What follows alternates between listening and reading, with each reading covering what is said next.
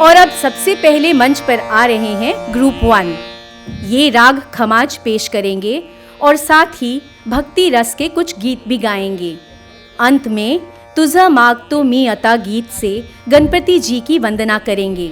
इस group में शामिल हैं श्रीदेवी वेंकट, विहान वालवलकर, अर्जुन चिटनिस, कल्पना शर्मा, शिवम खड़े, शिवान नायक, सनाया हल्दनकर, राधा पाबले, नूरवी मसूरकर और किमाया केलकर।